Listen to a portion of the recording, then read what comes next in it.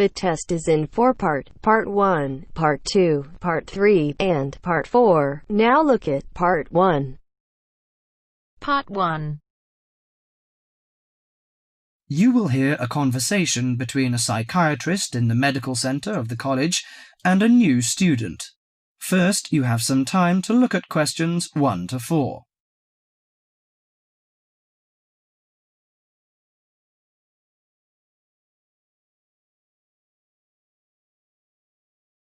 Now listen carefully to the conversation and answer questions 1 to 4. Hello, sit down, please. Thank you. Now, you are a new patient, aren't you? Yes, that's right.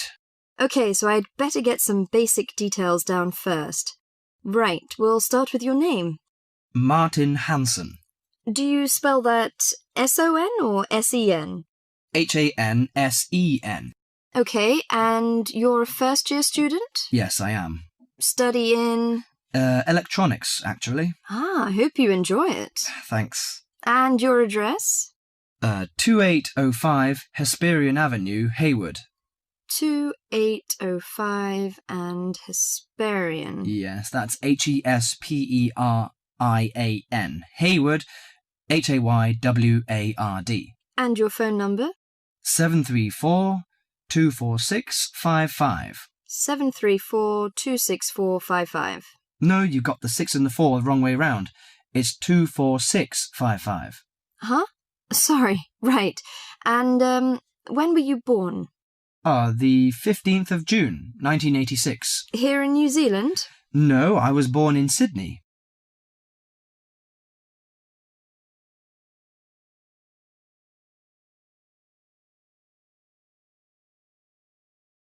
Before you hear the rest of the conversation, you have some time to look at questions 5 to 10.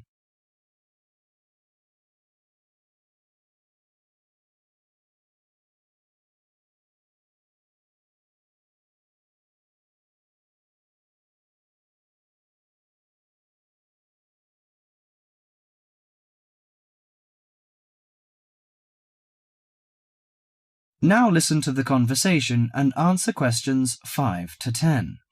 Good. So, what's your problem? Well, frankly, I wonder whether it is a problem. I get the blues, and it lasts for quite a while. I don't know how to... Yes, we all feel sad or get the blues now and again. Generally, our sadness lessens in time, and with the support of friends. However, if the depression leads to difficulty in thinking and greatly disrupts your daily routine, it can be evidence of a psychiatric problem. What do you feel exactly? I always feel sad and worthless. I find it hard to fall asleep and wake up early in the morning. How long has it lasted? Nearly half a month. Do you feel fatigue or loss of energy? Or you may have lost interest or pleasure in usual activities? Yes, sometimes. At first I thought I could overcome it by myself, but I failed, and I'm so glad that you came here. It seems that you are suffering mild depression from your symptoms. Depression? Yes, I feel depressed sometimes. But why would I... Depression may occur as a result of biochemical changes in the body. Alcohol, amphetamines, cocaine, and LSD can bring on depression. Those who have a family history of depression usually have a greater risk of depression. Sometimes the worrying changes in life can lead to depression. I see. I had a really bad breakup of a love relationship. It makes me feel hopeless. Do you think I need some treatment? Yes. Antidepressant medications are often used to treat depression, if it is serious. But I don't suggest them at first because of the side effects. I suggest psychotherapy, which can give you support and help you regain control. So do I need to come here every day? No, I will arrange counselling sessions for you, which will last 12 to 20 weeks. You come here once or twice each week. The psychotherapy is directed at helping you gain insight and understanding about events in your life, which may have contributed to your depression. With growing insight, you can often learn more effective ways of coping with your feelings and changing your behaviour. What can I do to take care of myself? Well, At first, you should do some physical exercises on a regular basis, at least 3 times a week. How is your food? Do you eat well? Yes, I think so. I eat at my homestay family. Good. Find a hobby or a positive recreational activity to participate in once or twice a week. I know it's difficult for you, though. When you feel it's hard to overcome the depression, come to the counselling session. Remember, ask for help if the load is too heavy to handle. Yes, I'll try. So, when will my counselling session begin? I'm going to arrange that for you. That is the end of part 1. You now have half a minute to check your answers.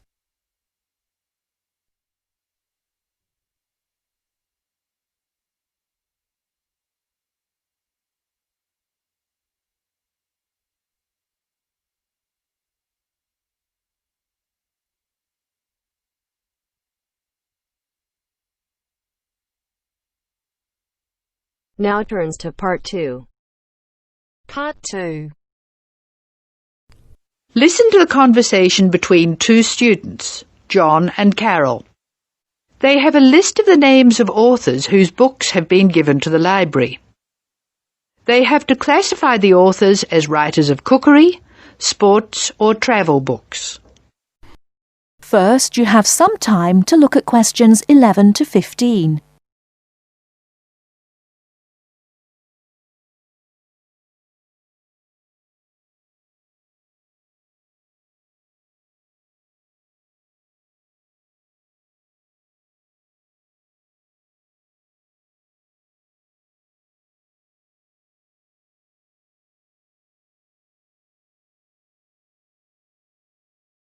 Now, listen carefully and answer questions 11 to 15.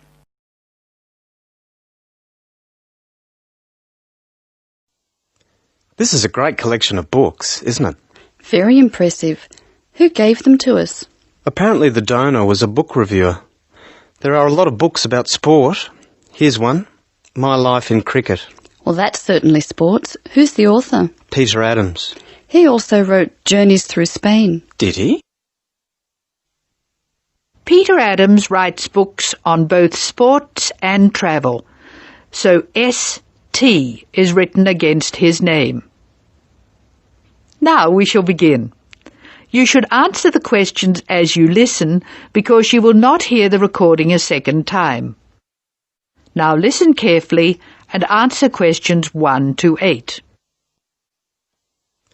This is a great collection of books, isn't it? Very impressive. Who gave them to us? Apparently the donor was a book reviewer. There are a lot of books about sport. Here's one, My Life in Cricket. Well, that's certainly sports. Who's the author? Peter Adams. He also wrote Journeys Through Spain. Did he? Next one is Stephen Bow. He wrote Summer Barbecues, Cooking for Singles, Dinners by Candlelight. Anything else? No. Do you have anything by Pam Campbell? Wanderings in Greece, My Life in Russia, Travels in the Amazon, and Pam Campbell's Guide to a Successful Trip. Oh, sounds like she got around. My next one is C. Ketzik. He has a list of books about football, the World Cup, Heroes of the World Cup, Playing with the Round Ball, Soccer for Everyone. That's enough. He was a one-topic writer. Ari Hussein, however, wrote about cooking and travel. His series of cookbooks is called Living and Cooking in Spain, Living and Cooking in China, Living and Cooking in Brazil. He's been everywhere. I've got a specialist here, Sally Innes on tennis. Here are some of her titles. Improve Your Serve, Tennis for Everyone, Tennis Forever. Before you hear the rest of the talk, you have some time to look at questions 16 to 20.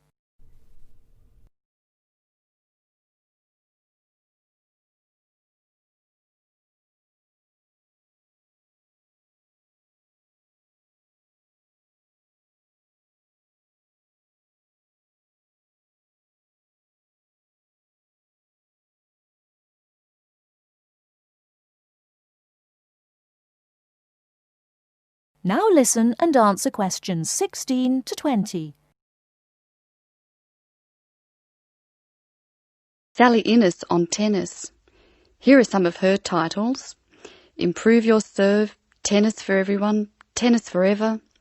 Meg Jorgensen has 3 books, one in each category. Cooking for Health, Sport is Good for You, and Travelling in Australia. A varied talent. Who's next? Bruno Murray. He wrote children's books. A whole series called A Child's Guide to, and then the name of the city. Oh, you mean like A Child's Guide to London? Yes, that's right. He seems to have stayed in Europe. Ruby Lee, however, has just one book. It's called The Emerald Isle, and it's all about Ireland. Apparently she went around Ireland on foot. Jim Wells wouldn't like that. His books are all about motor racing. Nice photos of old racing cars. Don't you love the goggles on the driver? They do look strange, don't they? I think we're nearly finished. What did Helen Young write? Summer menus. Food for thought. She also did a book of Chinese recipes. Cantonese, I think. OK, that's dealt with the first box. Let's stop for a minute. That is the end of part 2. You now have half a minute to check your answers.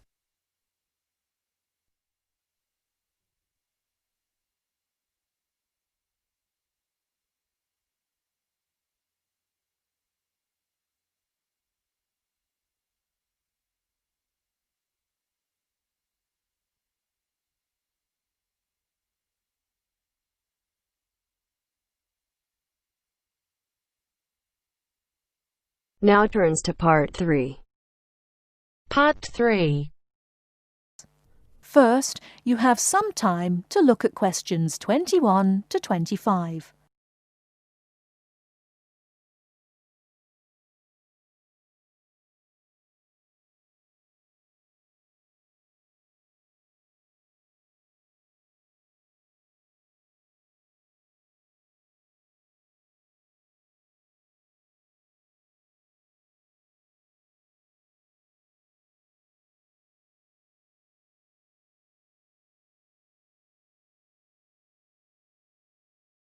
Now, listen carefully and answer questions 21 to 25.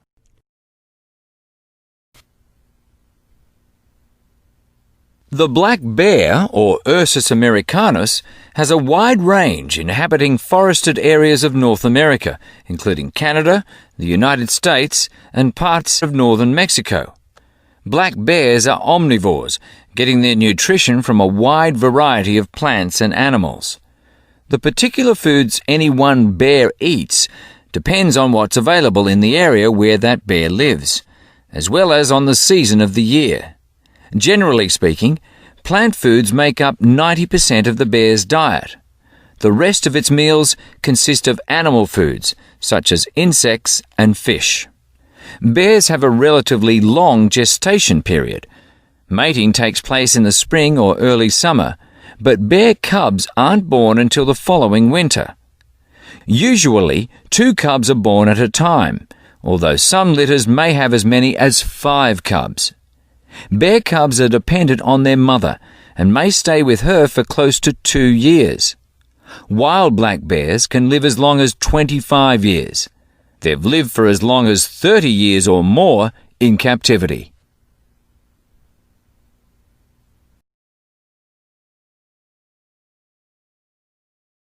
Before you hear the rest of the talk, you have some time to look at questions 26 to 30.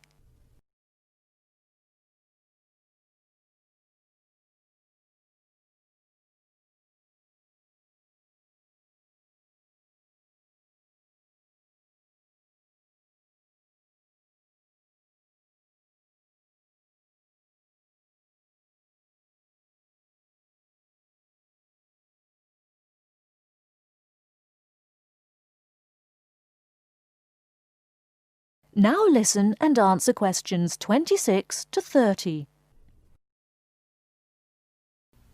Much of the black bear's range coincides with the range of its close cousin, the grizzly bear. Although these bears are somewhat similar in appearance and habits, it isn't difficult to tell the difference between them. Colour isn't necessarily a distinguishing characteristic, as both species of bears occur in a range of colours from almost blonde to dark brown or black. Many black bears, however, have a patch of fur on their chests that's lighter in colour than the rest of their fur.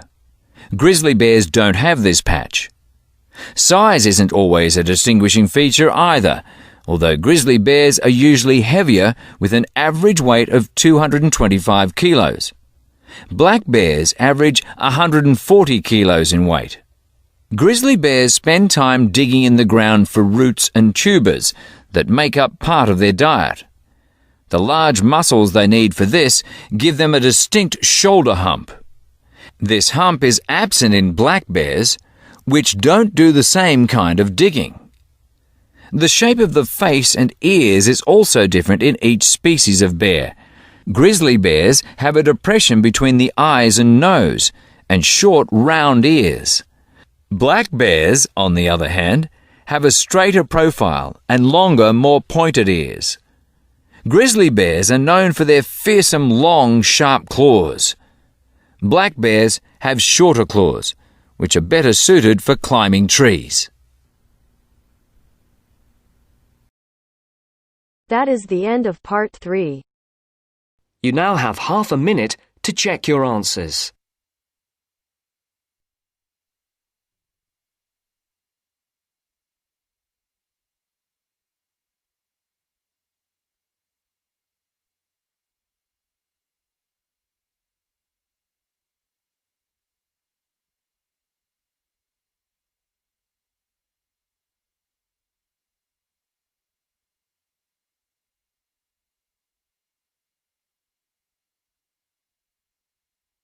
Now turns to part 4.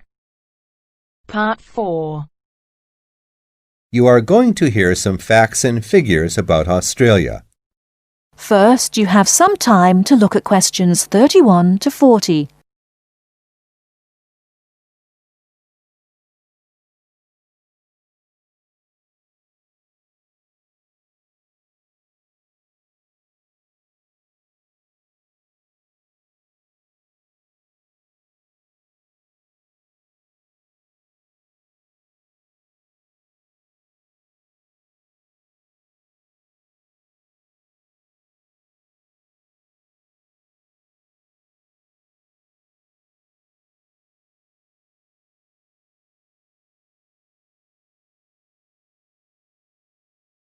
Now listen carefully and answer questions 31 to 40.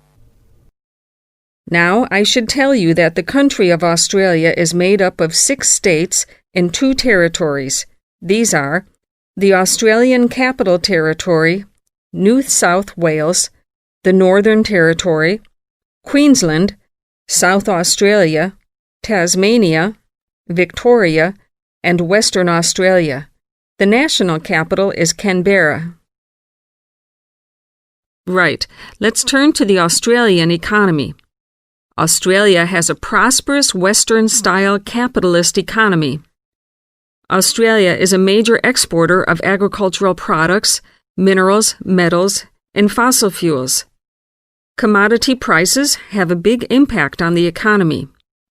Australia suffered from the low growth and high unemployment typical of the OECD countries in the early 1990s, but the economy has expanded at reasonably steady rates in recent years.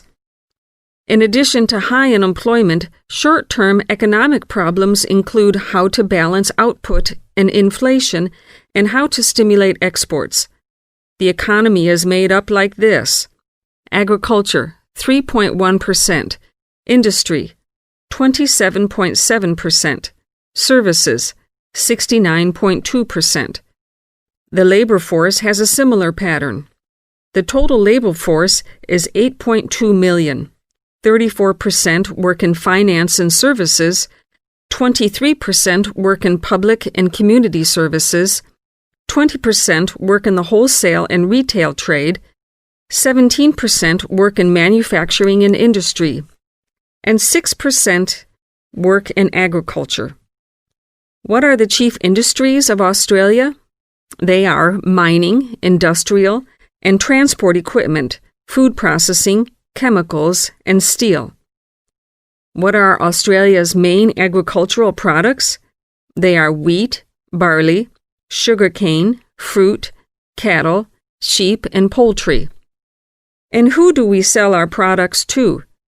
At present, our chief export market is Japan, which takes 24% of our exports. After that, South Korea takes 8%, and New Zealand and the U.S. each take 7%. In years to come, however, we expect China to become a significant trade partner. China already supplies 5% of Australia's imports. This is the same amount as New Zealand.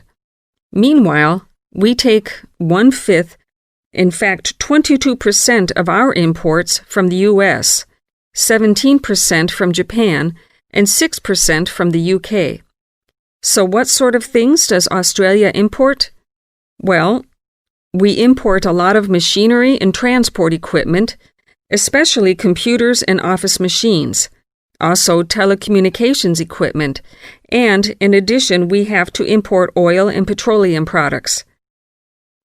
So let's move to the subject of communications in Australia. We have an estimated 8.7 million telephones and 9.2 million televisions. There are some 134 television broadcast stations and 325 radio stations. The related subject of transport is naturally very important in such a big country as Australia. Let's look at highways first. There are two kinds of highways, paved and unpaved. Paved highways are regular roads with a permanent surface. But actually, we have more unpaved highways, around 60%, than paved, when all the country roads are included. In addition, Australia has a railway network of over 38,000 kilometers. But you'll probably find it hard to believe how many airports we've got. 10? 20? 50? No, the total is 443. Of course, this includes many short runways on farms and in the outback. There are only 9 airports with runways of more than 3,000 meters.